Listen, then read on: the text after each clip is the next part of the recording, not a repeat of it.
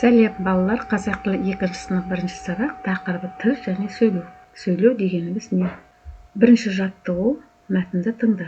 Сөйлеу ерекше құбылыс. Ол адамдар бір-бірімен қарым-қатынас жасау үшін қажет.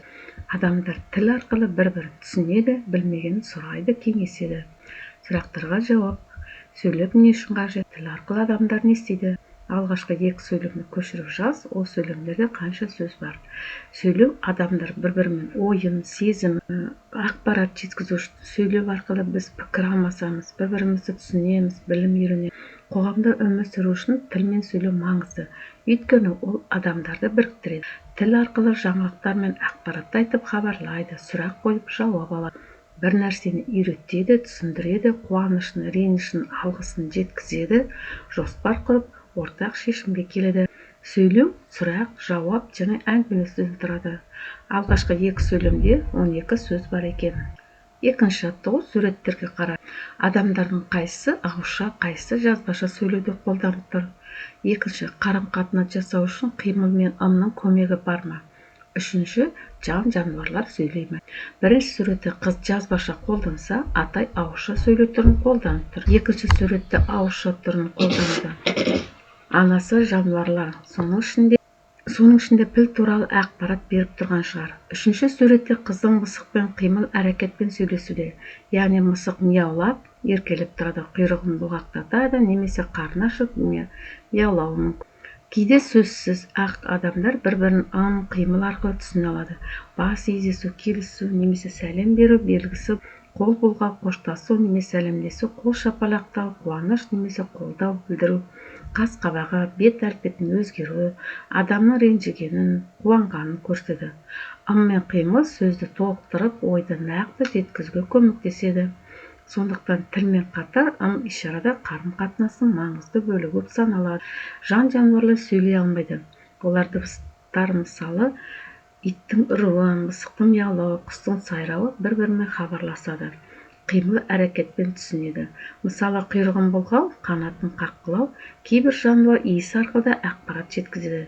Яғни жануарларда өзінше қарым-қатынас жасау тәсілдер бар, бірақ ол адам тілінде емес. Мысалы, жануарларды алсақ, көз, моқ деген дыбыстар шығарады.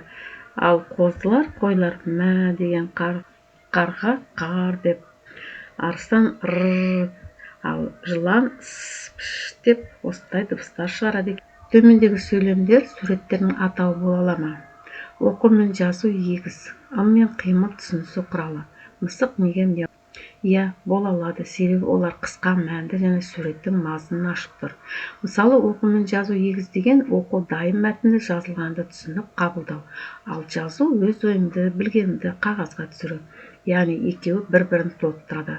Адам алдымен оқып үйренеді, жазғанын оқиды, оқығанын жазады. Қаламмен жазып отырған қыз бала және кітап ұстаған ата бейнесін атау бола алады. Ым мен қимыл түсінісу құралы. Қол бұлғаған немесе қимыл арқылы сөйлескен адам суретіне лайық. Мысық неге мияулайды? Мияулаған мысық суретіне тақырыпқа лайық. Яғни суреттегі сөйлемдер тақырып ретінде жарайды. Үшінші жаттығу, көрнектінің орнына керекті сөзді қойып жаз. Мысалы, сөйлеу адамға ғана тән. Жануарлар сөйлей алмайды. Олар тек дыбыс шығарады. Біздің сөйлеуіміз сөйлемдерден тұрады. Сөйлем сөздерден құралады. Сөйлемнің бірінші сөзі бас әріппен жазылады. Шығармашылық үзіліс. 4-ші жаттығу, тәжірибе жаса. Басыңды партаға қойып, көзіңді жұм. Өзіңді аспан әлемде ұшып жүрмін деп елестет. Көзіңді ашып, не көргеніңді парталасың айтып бер. Тәжірибе барысында ойыңды сөйлеу арқылы жеткізгеніңді түсін. Досым, сенімен бір қызық тәжірибе бөліскім келеді. Бүгін мен басымды үстелге қойып, көзімді жұмдым да, өзімді аспан әлемде ұшып жүрмін деп елестеттім. Басында мен қараңғылықты көрдім. Біраз уақыттан соң мен аспан әлемінің шексіз кеңістігіне енгендей болдым. Айналамда миллиондаған жұлдыздар жарқырап тұрды. Олар әртүрлі түсте боялғандай еді. Көк, қызыл, сары, жасыл түсте бар. Олар бір-бірімен билеп, ерекше бір әуен ойнап жатқандай сезілді. Одан кейін өзімді қандай да бір құсқа айналғандай сезіндім. Мен галактикалар арасында ұшып жүрдім.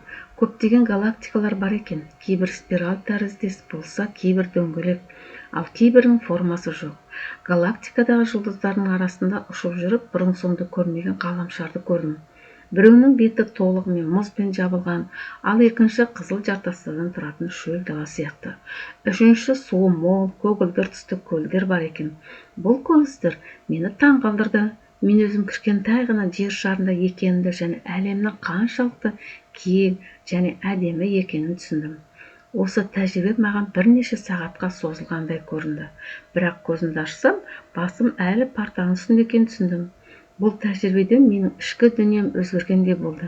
Мен ерекше бір тыныштық сезіммен сезініп, өзімді ғаламның бір бөлігі ретінде сезіндім. Балалар, бүгін біз тіл және сөйлеу дегеніміз не? Сөйлеу тек қана адамға тән екенін білдік, ал жануарлар тек қана дыбыс шығарады екен. Сабақ аяқталды.